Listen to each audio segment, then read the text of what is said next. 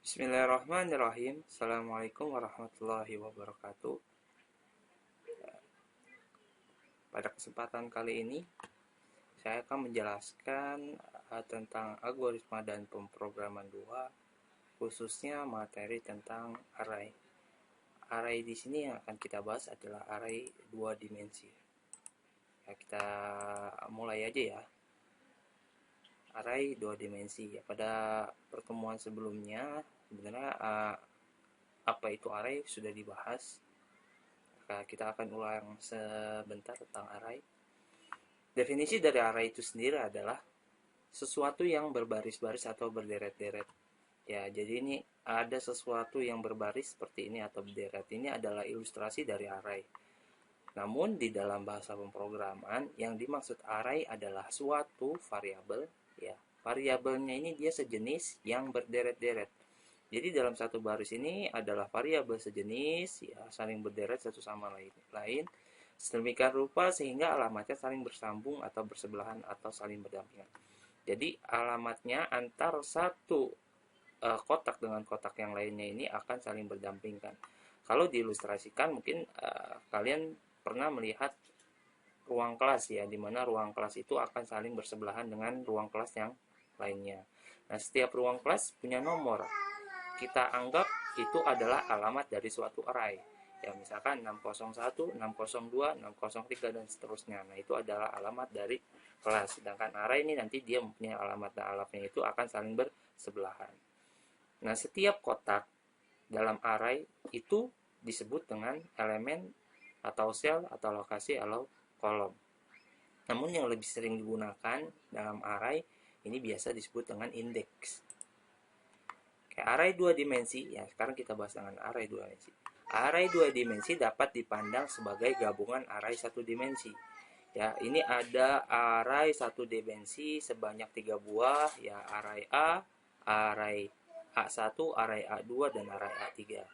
Ya, ketiga buah array 1 dimensi di atas dapat digabungkan menjadi satu. Jadi kalau kita gabungkan ketiga array yang ada di sini, A1, A2, A3, akan membentuk array yang baru, yaitu array 2 dimensi, di mana array ini akan membentuk 3 baris dan sebanyak 5 kolom. Ya, ini mulai baris ke 0, baris ke 1, baris ke 2.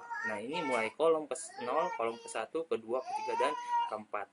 Ya, dari ilustrasi di atas terlihat array tersebut terdiri dari 3 baris dan 5 kolom. Jadi ini ada 3 baris 5 kolom. Ya, jadi jumlah elemennya 3 kali 5, 15 elemen, ya. Elemen 00, elemen 01 dan seterusnya. Ya, maka array 2 dimensi juga sering disebut dengan matriks. Ya, jadi kalau kalian belajar tentang mata kuliah algoritma aljabar linear dan matriksnya itu kurang lebih seperti itu array. Nah, contoh array 2 dimensi. Nah, nama sebuah elemen, misalkan A itu nama arraynya, ya, didahului dengan nomor baris, diikuti dengan kolom. Jadi baris dulu baru kolom. Ya, nomor baris disebut terlebih dahulu, baru diikuti dengan kolom. Ya, jadi A37. Jadi array A dengan jumlah 3 baris dan 7 kolom. Nah, ini adalah elemen. Nah, ini setiap kotak ini disebut dengan elemen. Jadi elemen yang abu-abu ini disebut dengan A01. Apa maksudnya A01 itu? Adalah array A pada baris ke-0, kolom ke-1. Jadi dia lokasinya atau posisinya di sini. Nah, ini ada yang 15. Berarti yang disebut adalah barisnya dulu. Array A pada baris ke-1, kolom ke-3. Baris ke-1, kolom ke-3. Begitu pula dengan yang 30. Array A pada baris kedua, kolom ke-5. Itu adalah contoh dari array 2 dimensi. Nah, sekarang gimana cara menyiapkan array? Cara menyiapkan array 2 dimensi, perbedaannya kalau 1 dimensi kita hanya perlu 1 kotak seperti ini aja. Nah, kalau 2 dimensi dia kita sebutkan jumlah dari kolomnya dan jumlah dari baris dan jumlah dari kolomnya. Jadi instruksi integer A 35 ini akan menyiapkan array 2 dimensi tipe datanya adalah integer. Ini yang kita siapkan integer, nama arraynya A, jumlah barisnya 3, 1, 2, 3 dengan jumlah kolom 5. 1, 2, 3, 4, 5. Ya, dimana baris dalam kolom dimulai dari 0. Oke, menyiapkan array numerik. Nah, ini numerik berarti arraynya itu dalam bentuk angka. 2 dimensi ini kurang N lengkap dengan isinya. Jadi kita siapkan array lengkap atau beserta dengan isinya. Nah, ini integer A dengan 3 baris dan 5 kolom. Ini barisnya, baris ke-0, baris ke-1, baris ke-2. Ini adalah kolomnya. Dia akan membentuk otomatis seperti ini ya.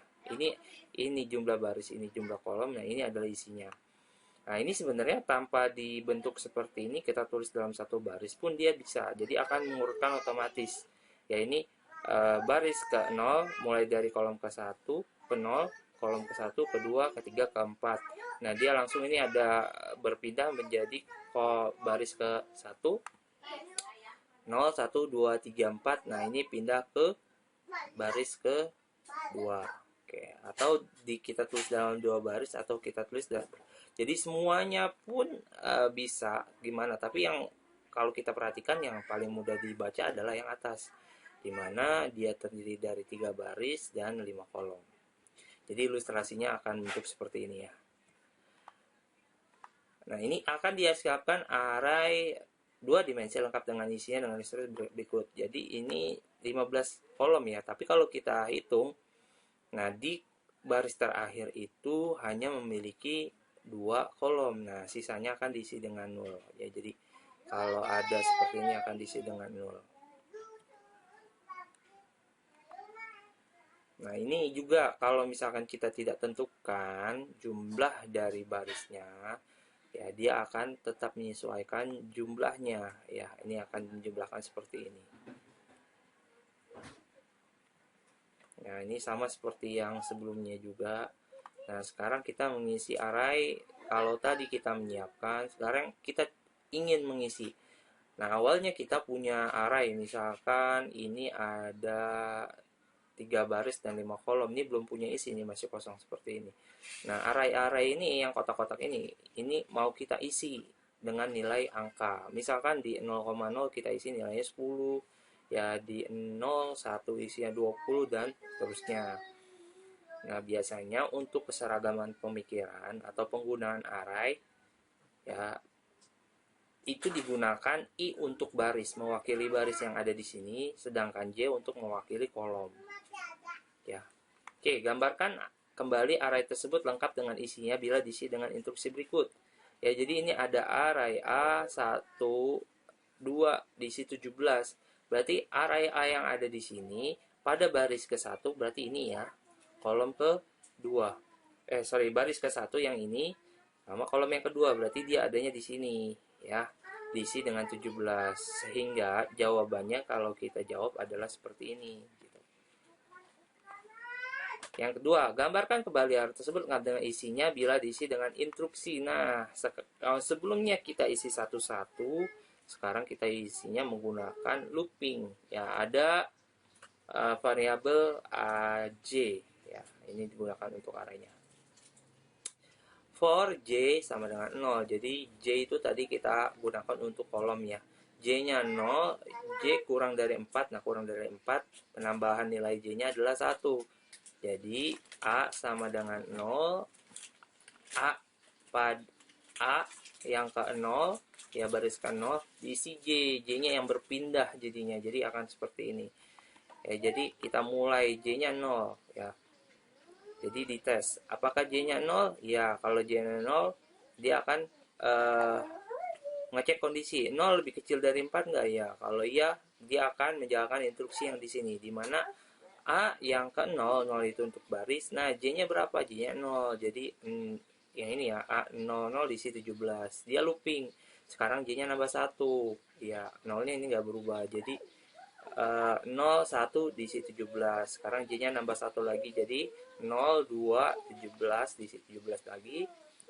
Terus jadi 0, 3 diisi 17, 0, 4 diisi 17. Jadi yang diisi 5 elemen. Jadi mulai dari elemen kolom sampai 4 dalam bentuk kolom. Nah, ini barisnya tetap dalam baris yang sama, tapi yang berubah adalah kolom. Karena kita sudah sepakati di depan tadi, sini J untuk kolom, I untuk baris. Oke, contoh berikutnya, gambarkan kembali array tersebut lengkap dengan isinya bila diisi dengan instruksi. Ya, ini masih sama dengan J. Tapi yang diisi apa? Diisi kalau tadi isinya 17, sekarang kita isi dengan J. Ya, jadi A yang ke 0, ya A baris 0, kolom ke 0, A baris 0, kolom 0, isinya J, J-nya 0. Sekarang J-nya ditambah 1. A yang ke 0, kolom ke 1 diisi J, J-nya di sini 1, jadi sini ini 1. Jadi ini ditambahkan 1 terus sampai jumlah batasnya itu 4. Nah, sekarang kita gunakan I. I tadi untuk apa? I digunakan untuk baris. Ya, kalau tadi yang diisi kolomnya, sekarang yang kita isi adalah barisnya. Baris ke 0, baris ke 1, dan baris ke 2. Jadi kita gunakan I. Ya, ini batasnya 2, nambah nilai I-nya 1. Jadi yang berubah adalah nilai I-nya, I yang ke 0, I yang ke 1, dan I yang ke 2. Jadi ini adalah untuk kolom. Kolomnya tetap gitu ya. Nah, ini juga sama ya. Kita gunakan I ya. Coba perhatikan di sini I, ini I, di sini I. Berarti A pada baris ke 0, kolom ke 0, baris ke 0, kolom ke 0, di sini 0. Sekarang ditambahkan 1. Berarti A pada baris ke 1, kolomnya juga 1 ya, karena di sini I sama dengan I. Ini isinya 1 lagi. 1 1 1. Sekarang ditambahkan 1 jadi 2. A pada baris kedua, kolom kedua diisi 2. Nah, ini gambarkan kembali array tersebut dengan isinya bila diisi dengan instruksi sebagai berikut. Nah, sekarang kita isi menggunakan nested looping. Jadi loopingnya ada dalam looping lagi ya. Ya, coba ingat kembali materi tentang nested loop ya. Nah, tadi yang kita pegang di awal adalah I untuk baris, dia untuk kolom. Jadi for I-nya 0 ya. Oke, ini I-nya 0. Nah, kalau dia benar kondisinya dia akan masuk ke J. Ya, dia akan masuk ke J di sini jadi A yang ke I-nya 0 nih. Jadi dia di sini akan looping sebanyak 5 kali dulu. Nah, yang berubah adalah nilai J-nya. Ya, 0 1 2 3 4 5. Setelah salah dia akan kembali ke nilai ke outer loop ya. I-nya jadi 1 karena pindah ke baris 1. Diisi lagi sampai 4 keluar. Nah, sekarang pindah baris lagi. Jadi isinya seperti ini ya. 0 1 2 3 4 dan sampai di baris kedua kolom keempat. Nah, ini ilustrasinya seperti ini ya. Penjabaran dari yang di atas. Jadi ketika I-nya dia 0, J-nya berubah ya, karena di dalam inner loop ditambahkan 1 terus. Jadi 00, 01, 02, 03, 04 ya. 00, 01, 02, 03, 04. Diisi nilainya adalah J. J-nya 0, J-nya 1, J-nya 2, J-nya 3, J-nya 4. Jadi isinya gini. 0, 1, 2, 3, 4. Ketika nilai I-nya adalah 0. Sekarang ketika nilai I-nya 1, ya dia yang di sini. Ini karena tadi kan udah keisi. Sekarang kita mulai yang di sini. Ya, mulai lagi 1 0 1 1 1 2 1 3 1 4 ya. Jadi seperti ini. Nah, sekarang ini jadi 2 2 0 2 1 2 2 2 3 2 4. Jadi isinya seperti ini. Jadi hasil keseluruhannya dari proses ini akan membentuk array 2 dimensi dengan isi ya seperti ini. Oke, sampai di situ dulu. Kita akan ketemu lagi di video berikutnya. Saya akan menjelaskan tentang array yang ada di sini. Sekian, assalamualaikum warahmatullahi wabarakatuh.